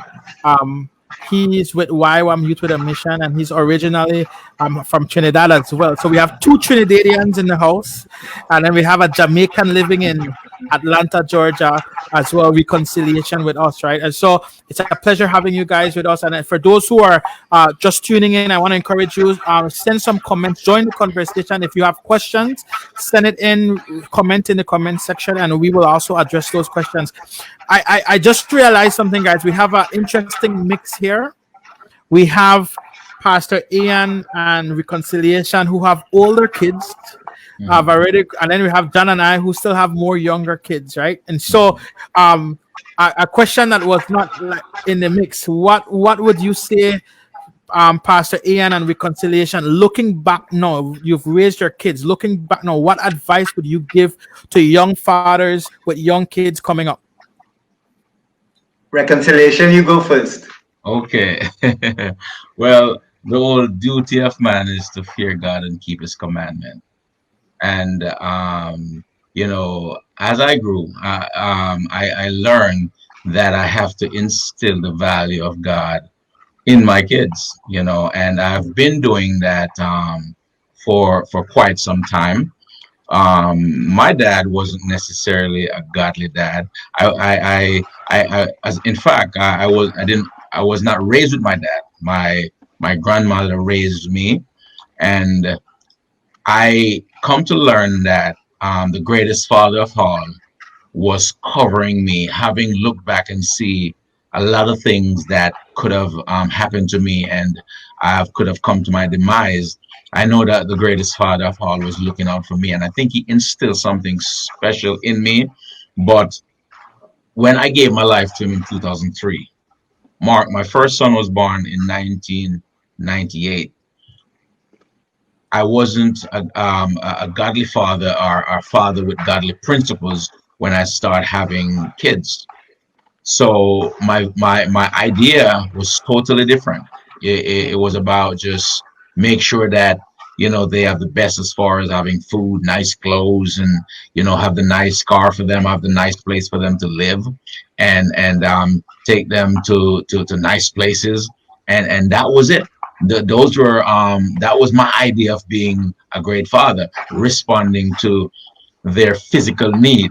Yeah. But when I gave my life to the Lord in 2003, and I promised him that I'll be his servant for life, and if you make such a promise, you will find yourself into the revelation that you need to be in the word, and you need to submit yourself to hear the spirit of truth, that you may learn wisdom. And as God endowed me with wisdom, I've learned to seek knowledge. I've learned to seek to understand the information and apply it to myself. And as much as I apply it to myself, I have to apply it to my family, my wife, and those who are near to me, and even some that I'm affiliated through ministry. Yeah. So what changes for me is to know that being a father, it is important for you to instill the value of their creator in them, That's the right. one who let them know who they are, and the one who loved them with an everlasting love. It's good. Yeah. That's right. That's good. What I would just to piggyback off of what Garfield was saying, instilling that godly principle very early in their lives can only be effective when they have a godly pattern to follow. And I remember God telling Abraham, "Leave your family, and I'll make you a new generation." He would start a new generation, a new breed of God man or godly man Mhm. in Abraham. And so very often as parents and all of us on this call right now are God-fearing men, what we can all attest, I'm sure, is the fact that we have seen the advantage of being godly men, raising children according to the principles of the Word of God. And so, as patterns for them, the advice that I would have for you younger fathers is this: you're always going to be on display to your children. Your children will watch you every single day. They're going to pick up on the things that you do right, and they will also pick up on the things that you do wrong. And you're going to really have to make sure that you're really mindful of that, because you become that pattern that they will follow. And as a parent, you guys have younger children. It was also shared earlier that it is difficult to try and straighten a tree when it's grown. Mhm. And one of the things that I have sought to do as a father is to make sure that those principles that are foundational are placed in their lives, but I had to actually mentor them by Yeah. example. Yeah. And so that would be one of the biggest things. As Christ remains my head, then I can be a good pattern for the children who are in my household. It's good. That's good. You know, John, you want to give any insight as well? I know we have younger kids, but we still have insight from your kids are still older. I'm getting into the phase of life, the teen years, and Yeah. it's been an interesting season of seeing my girls. I have three girls. Seeing my girls where everything for them, daddy is the world, daddy is everything, daddy can fix anything, and seeing them transition into more of their own identity, what they feel led to do and pursue. And I really feel one of the biggest things, especially in this season where piggybacking off of what Ian shared in terms of mentoring our kids, um, it's more so now than ever before. I mean, like we've been in this quarantine stage, so being that role model to my girls and really being there for them in this season, but really mentoring them in this stage of life and really being that friend for them. Their body is changing, they're going through new challenges that they're starting to grapple with, and the need for daddy to be so understanding of the changes that their body is going through, the changes that they're dealing with, and just be there as a strong pillar and being that role model for them and mentoring them in the process, as Ian shared, to be that strength that they can rely on, showing them the strength of a father, directing them into the strength of the Heavenly Father that will ultimately help them to navigate some of the hard challenges that they may face in life. Very good. I had sent out earlier last week if anyone had any questions to submit that they would want us to tackle, and this was one of the questions that came in. It says the scenario they presented was: you come home from a long day of work, you're mentally tired, you're physically tired, and you have to step in the house and engage your family and kids. How do you do that? What advice and tips do you give to men how to engage their family after a long day from work? Well, there's a thing called decompression. Yeah. I really think that it's important to try and decompress before you enter the home. When I leave work, especially if I have a long day and I feel drained mentally, physically, that could put me even in an agitated state. Sometimes I sit in my car even before I pull out from the job and just decompress. And sometime in that, sometime in that period, it's I might be playing some worship song. I might be just going through some of my songs. I might have a word with the Father. I might call my wife before, because sometimes she's at work, even before I get home, and have a chat with her. She's my bouncing board. Get some things, exhale. Get some things, so she can help me to probably clear up my mind. And so I really think that we could practice that.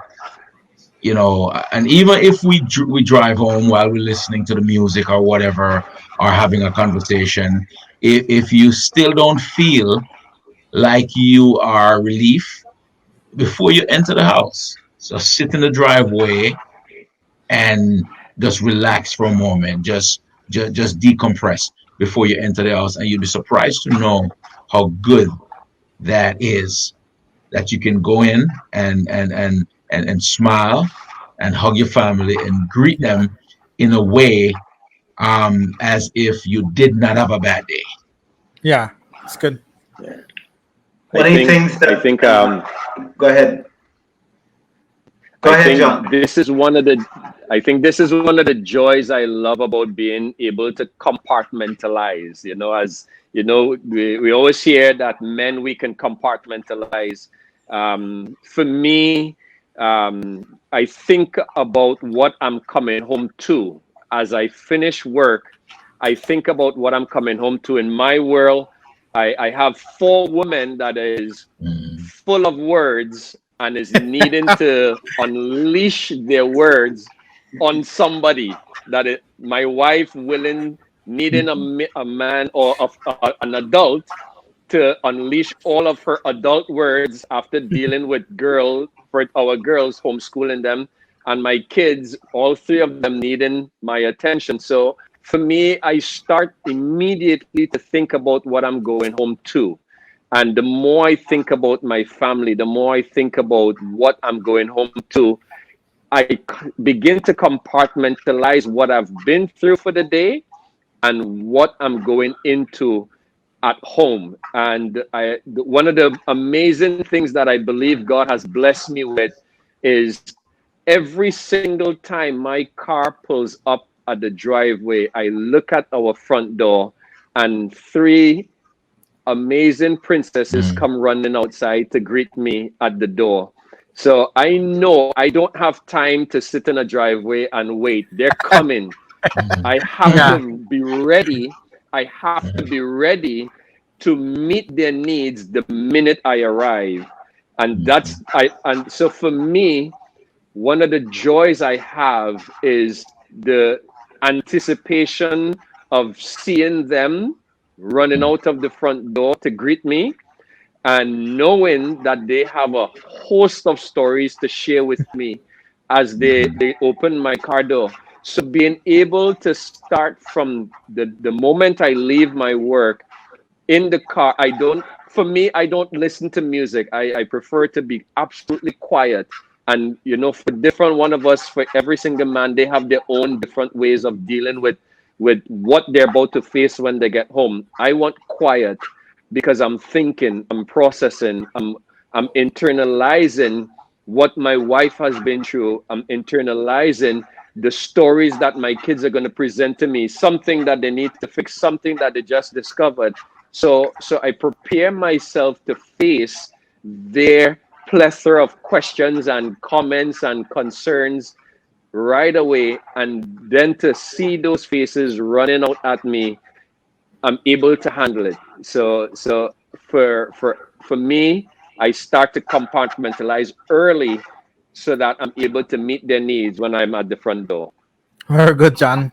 And you see why I hang out with John, because I'm in a theater. I'm still adjusting to that. That has become a new reality for me, because I of late I've been coming home and feeling that pressure. And like John, I have three amazing girls who are pretty loud. That is home, and they rush out the door. And I'm learning. I'm saying, like, John has mastered it, but I'm learning how to get myself prepared and ready to engage them and not just be emotionally unavailable. And I think that's one of the areas I'm still working on, and just being transparent as I'm growing as a father, right? So, guys, maybe a question. This wasn't a question we sent earlier, but this was a question that came in. They were asking, what are some insecurities you may have felt as a dad, and how have you dealt with that? Maybe let me actually start with this one, because I remember my oldest daughter. Um, I did not know. First of all, when I became a father and I had her, I had a lot of fears of, will I do a good job? Will I do something or say something that will traumatize her, that would affect her for the rest of their lives? And that was one of my insecurities, that I felt that I would do or say something, and then I finally came to the point where God was like, I entrust this child to you. And I will do this with you. You won't do this alone. Like, I will do this with you. And but then I had my oldest daughter, and I did not know that I had anger issues in my life, until certain things that she was doing was just making me feel angry. And I'm like, why am I feeling angry? And then when I dived into that, I realized it wasn't my daughter. It was echoes of something else that had happened to me when I was young. And because my daughter had that personality of this person that did this thing to me when I was young, I realized that these anger was coming up in my heart, right? And so for me, I had to deal with that. That was one of my thing to deal with in my life. And the fear and insecurity that came up with me was, again, going right back to that thing, like, God, am I responding wrongly to my daughter, and will have a long-term effect on her? And I'm so grateful for my wife, who has such wisdom, that she came and she spoke into that era in my life, and helped me to process that era, so that I was able to adjust how I saw the situation, adjust how I related with my daughter, and grow that era in my life. So yeah. Yeah. One of the things, Merv, about the whole process of raising children and dealing with some of those anxious moments, those times when you're not too sure how you're going to deal with certain things as they grow. I'm thankful to Almighty God that His word remains steadfast, and that for this cause shall a man leave his father and mother and be joined to his wife. I'm thankful Yeah. that I'm not doing this thing alone. Yeah. Yeah. Because Yeah. you mentioned, I think one of the guests earlier mentioned about the strength that we draw from each other. But in a marriage, which is God's intended way for children to grow, his perfect plan is for kids to be raised within a home where mommy and daddy are there. Now I know that we have a lot of broken homes and all of that, and some parents are doing the best that they can with the situation that they may be dealing with. But in God's perfect plan, having that partner there helps you even in those times when you feel you're not doing too good a job, because then they kind of pick up the slack and you can learn from each other. You can ebb and flow. Children, you have to watch children. They're smart too bad, because what they do is they play off one and the other. So if they want to get their way, they may go to mommy, and then mommy say go to your father, and then they pit each other, the parents against each other, and you have to be careful with that. So the whole aspect of strengthening your security as a father has to really come from your drawing from God's word, the principles that parenting requires. I have always said that I am my children's father first, and I can be their friends later. Right now, where I have grown boys, our relationship has morphed in that we can sit down and talk about things as men. Yeah. But when they were small, I had to be the father, because fathers set boundaries. Fathers provide a safe environment and should provide a safe environment. So even though you may have inherent insecurities, drawing from the scripture as it talks about in the Proverbs, where a good father does this and a good father does that, and spare not the rod and spoil the child. I believe in those things because those things have actually worked in bringing my kids up in a particular way that as they've grown older, they have not departed from it. I am blessed to have my eldest son who is involved in ministry. My third son is involved in ministry. I'm praying for the two others, but God is going to bring them. But the thing about it is, we have a responsibility as fathers that we must not relinquish. We cannot relinquish our responsibility in this way, even though we may have inherent insecurities. That's good. That's good. That's very good. We're kind of winding down, and so I want to give one more question that came in, and then I want to give you guys an opportunity to share your closing thought. This question came in actually tonight. It said if you can give one advice. Yeah, if you can give one advice to a new father, what would it be? Well, let me see if I can challenge that one. Patience. The advice that I'd give a new father is to have patience, because children are very precious. The Bible says they're the heritage of the Lord, and you are now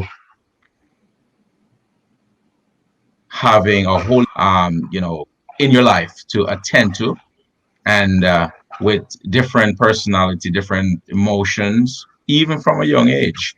And even as you had mentioned earlier, brother Merv, with the experience that you had from past, which was a reflection and hanger. So the patience is very, very important Yeah. when you receive a whole new person. It's a job. It's like is a reason why some individual call their job or certain things that is very important to them their baby. Yeah. And you will find that patience is applied. You'll find that they're very strategic in dealing with certain things in order to get the best results. So I really think that patience is important, and I will leave it at that. Good. Very good. Yeah. I would say for a new father, find strong fathers that you can attach yourself to. Um, I think one of the biggest things for a new father is realizing that there's a lot of changes that he's going to be going through.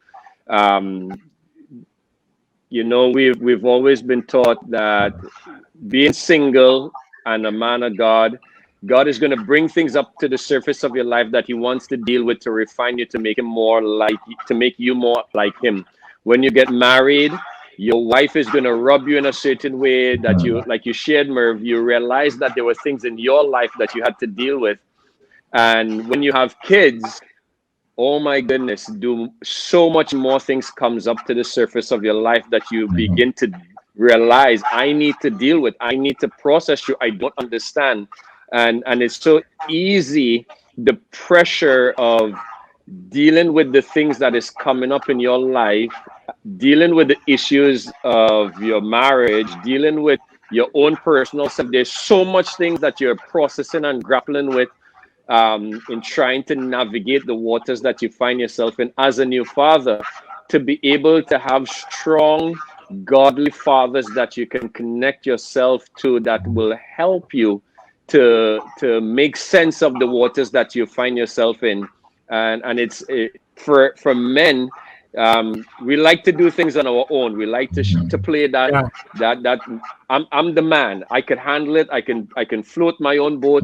But a real true man knows that I need other men around me that can help me grapple with some of these hard issues that I don't know the answer for. Because like Ian mentioned, there is no clear set cut way of raising kids. You jump in and you figure it out as you go. But there are others who have journeyed that road before that can give you nuggets that will really help you formulate your values and your ideas, that will really empower you to be the father that God intends you to be. And having those strong fathers around you will really be a foundation that you can stand on as you begin to navigate the waters of raising kids. Awesome, I guys. would like to say, that don't be afraid to be openly affectionate to your children. One of the things that we struggle with in our society today, men feel an inhibition somehow to be openly affectionate to their boys or their girls that they are bringing up. They may not have been benefactors of that kind of open affection when they were children themselves, but they, as God began with Abraham to bring him out into a new and start a new generation with him, I believe a young father can begin to show that type of affection, openly affectionate, so that these kids will learn that they are loved. They will not only know that they are loved by what is said, but they will know that they are loved by what is felt. Where they are held and hugged and kissed. I mean, my boys, as I said, are grown men, but whenever we greet, I hug and I kiss them. And I've done that throughout their lives, and it has been a blessing for me, but it has also been a blessing to them. They can count on their father. They know that they can count on their father. And so that's the kind of pattern that needs to occur in our society. A lot of what is happening where there's this lack of love for themselves. Young people are killing each other. They have no value. Part of that goes right back to not experiencing open affection from their parents. And so that would be one of the things that I would recommend to a young father. That's very good, guys. Can I jump in? I want to stand firm on what Ian just shared, especially in today's world that we live in. It's so important for fathers to be openly affectionate to their kids in today's world, because it brings that sense of security. It brings such a stability to their world when they're able to see their father being openly affectionate to them, hugging, kissing, communicating to them how much they love them. It's so powerful, and it's such a powerful word right there that Ian just shared. It's such a timely word for fathers right now, and it's so powerful. Very good. So guys, we are winding down. We have about 5 more minutes. So closing thoughts. What would you guys want to leave with those who are streaming? And I just want to say thank you for those who stayed with us throughout the whole time. If you guys want to watch past episodes and even this episode, we're going to upload it to our YouTube channel, Mervin Budram, where you can guys go back and slow it down, stop and pause. I know we've talked about a lot tonight, and if you want to pull some notes and nuggets from it, you can go and watch the rerun, get your pen and paper, pull it out, right? And again, if you guys want to partner with us, it's on the screen. There's ways that you can partner with us as we're doing these initiatives. We want to create more. We want to make more content like this available. And so we do appreciate your partnership on this, right? And so closing remarks, John, Reconciliation Pastor Ian, any closing remarks? John or Garfield, go first. Okay. I will. Oh, go ahead. I want to go first and I want to piggyback off what Ian shared about being affectionate to your kids. I would say for fathers, don't be afraid to be openly affectionate to your kids. If there is ever time that your kids needs to know that their dad is there and their dad is strong, I think that's the perfect picture of a real man, a man who is not afraid to tap into his emotions and his feelings. That's truly a real man, being vulnerable to his kids. Don't be afraid to be openly affectionate to your kids. It's a powerful tool that will set your kids up for generation to come. Man. Very good. Yes. I approve that message, and I have benefited from that over the years, and it was amazing to hear Pastor Ian say that, because I practiced that and benefited from it, and so I approve that message. But the closing remarks that I would want to share is that we men must remember that we are raising exemplary human beings to be exemplary in our society. We're preparing them for life. That's right.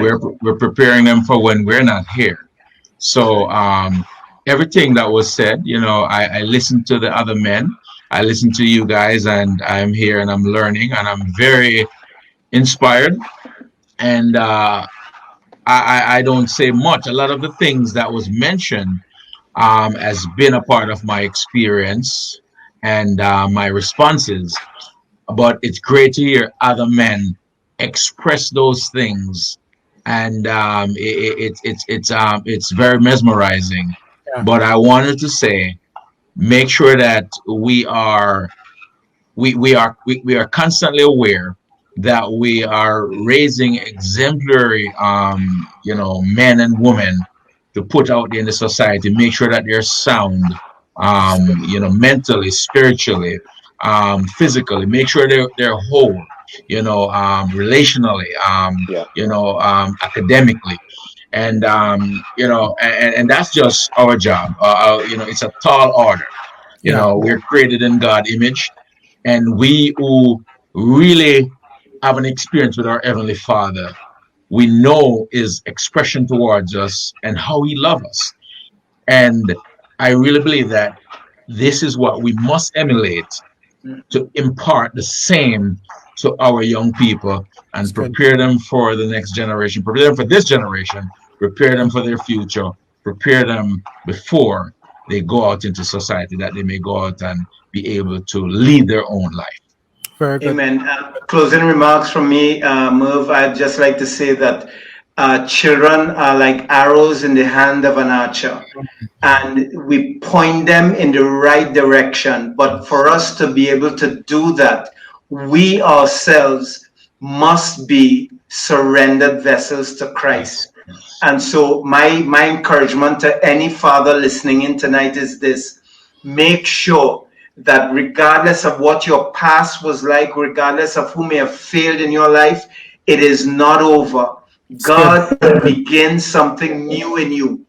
You may have grown children, you may have made mistakes, you may have not been the kind of father that you should have been, but even in this, He is a miracle worker, and He can breathe breath into those dry bones and make them live once again. So all is not lost. Create, for you younger fathers, create a safe environment for your children. Make sure that you live what they see. Make sure that your life manifests the kind of God you follow. And make sure that they are encouraged to love God for themselves. It's good, man. This is awesome. I just want to thank you guys so much for sharing, for giving your insights, for just really, really opening up your lives to those who are tuned in. It was such a pleasure to have you guys. I mean, I know there's so much more that we can talk about. There's so much more that we can hit. But sadly, we're already out of time. It's 2 hours just like that. So I think we gotta do a part 2. I know Father's Day is coming up, and part of why I chose to do this, I wanted to do this before Father's Day instead of after Father's Day, because many times everyone we celebrate Mother's Day, and that's awesome, but it's important that we also, especially in these times, highlight fathers and really put dads out there who are making a mark, because the role of a dad in the life of a child is crucial and very important, right? And so I just want to thank each one of you men for being great dads, for being awesome fathers, for being awesome role models, and investing in your child, right? And I want to thank everyone who stick with us and tuned in. It was a pleasure. Thank you, Pastor Ian. Thank you, John. Thank you, Reconciliation. I thank you guys so much for being a part of this segment. So yeah, it was a pleasure. God bless. God bless, guys. Nice meeting you. Yes, thank you. Nice meeting you, Pastor, and Brother John. Keep up the good work, guys. Yes, Merv, you're in good company, and we're in good company with you, Merv. Awesome. Thank you as well. Thank you, guys. Indeed. Great. Well, guys, as we wrap up, guys, I just want to thank you guys for tuning in.